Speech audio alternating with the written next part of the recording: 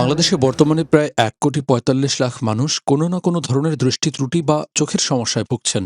এর মধ্যে একটি বড় অংশই চোখের প্রতিসরণজনিত সমস্যা আক্রান্ত, কিন্তু এসব সমস্যায় ভোগা মানুষের ৯০%-এরও বেশি চশমা ব্যবহার করেন না।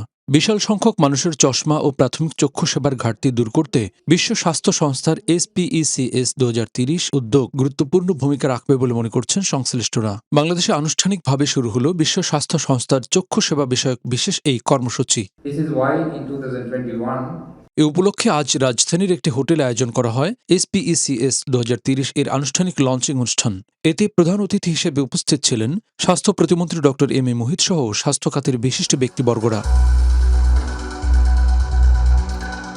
অনুষ্ঠানে বক্তারা বলেন, SPECS ২০৩০ কর্মসূচির মাধ্যমে ২০৩০ সালের মধ্যে বাংলাদেশে মানসম্মত ও সহজলভ্য চক্ষু সেবা নিশ্চিত করার ক্ষেত্রে উল্লেখযোগ্য অগ্রগতি অর্জন করা সম্ভব। তবে এই লক্ষ্য বাস্তবায়নে সরকার, বিভিন্ন দাতা সংস্থা, উন্নয়ন সহযোগী এবং বেসরকারি খাতকে একসঙ্গে এগিয়ে আসতে হবে।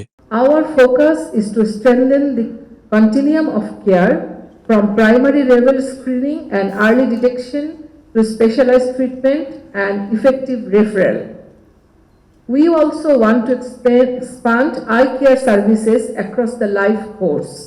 Cataract remains a national priority, and we aim to eliminate cataract-related blindness within the next 4 to 5 years through strong collaboration among government, NGOs, and the private sector, while ensuring quality, safety, and follow-up care.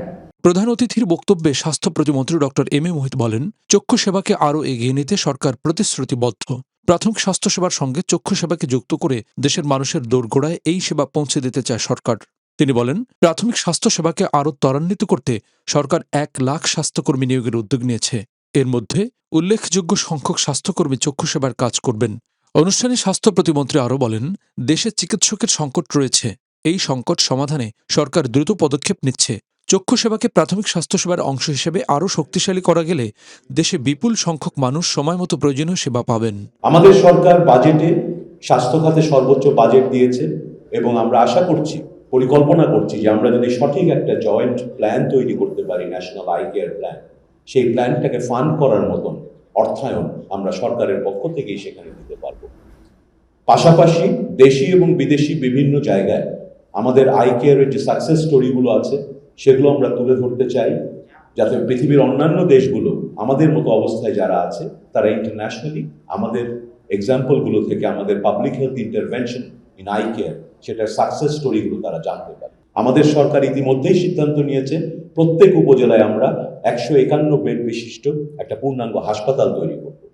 এই ১৫১ বেডের যে ৫০০টির মতো হাসপাতাল তৈরি হবে, এর প্রত্যেকটিতে আমরা অফথলমোলজির জন্য আলাদা ব্যবস্থা রাখবো। সেখানে আউটডোরে আলাদা ব্যবস্থা থাকবে, ইনডোরে বেড থাকবে এবং অপারেটিং থিয়েটার থাকবে।